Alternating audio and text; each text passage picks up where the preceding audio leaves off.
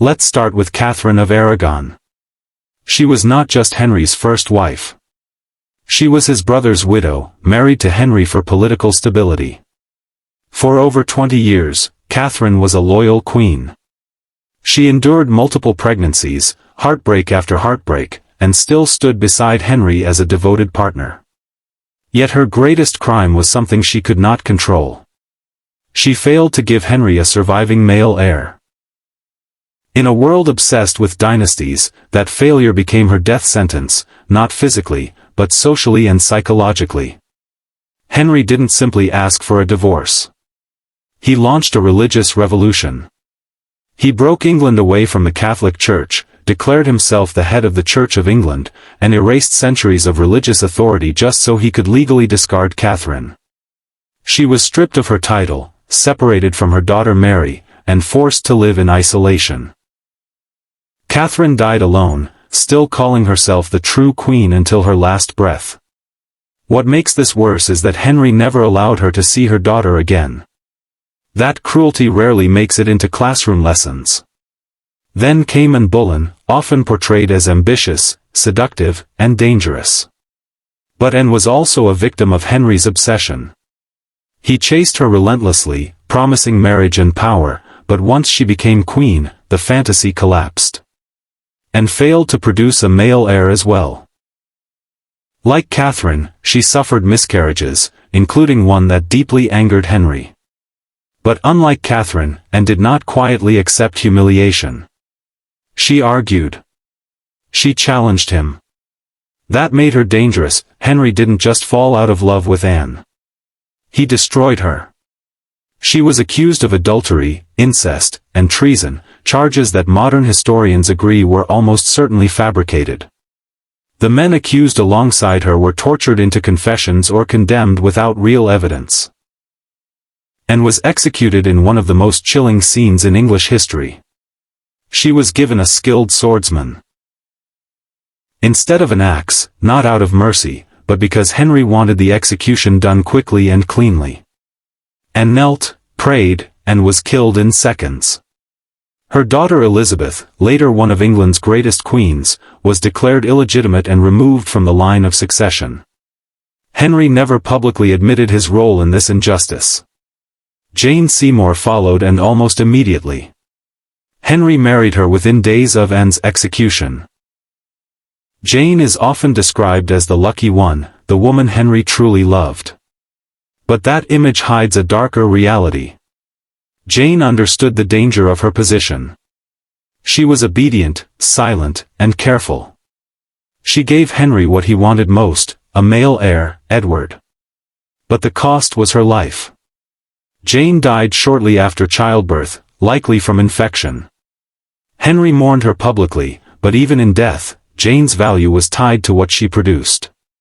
She was remembered not as a woman, but as the mother of a son.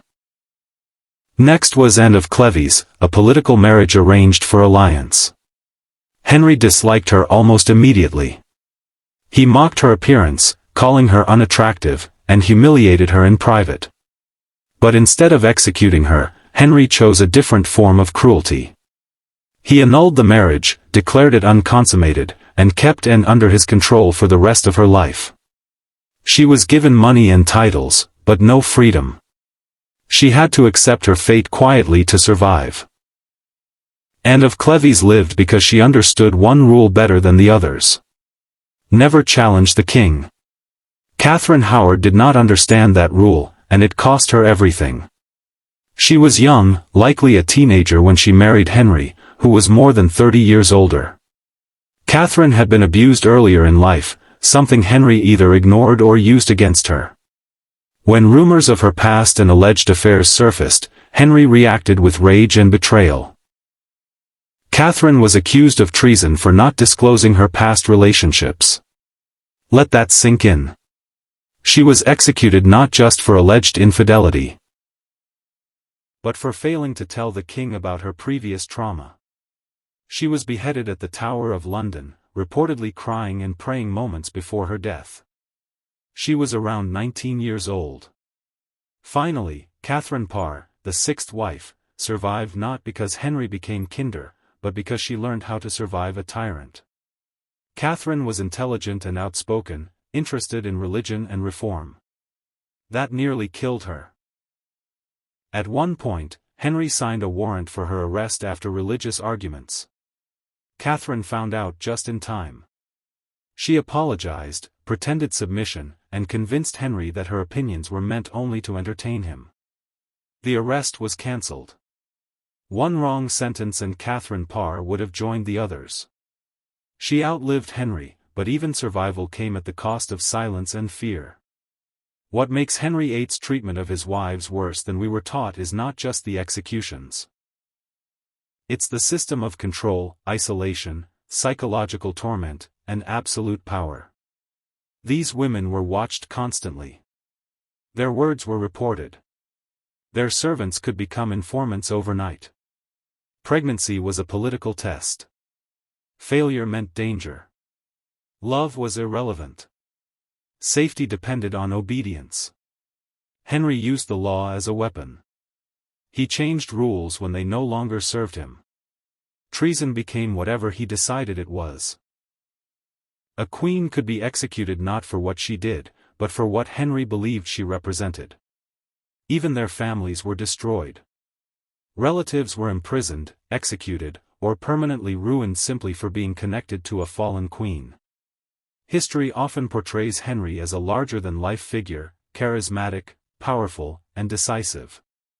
But when you look closely, what you see is a man ruled by fear. Fear of dying without a son.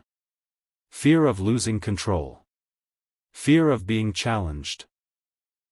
And that fear turned into violence against the people closest to him. The rhyme we learn in school makes it easier to remember, but it also makes it easier to forget that these were real women.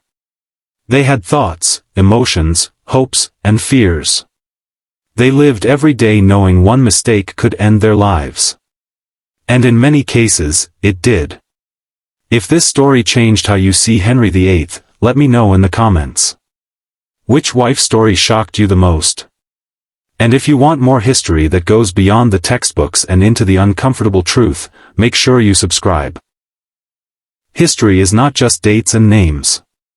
It's power, suffering, and human lives caught in the consequences.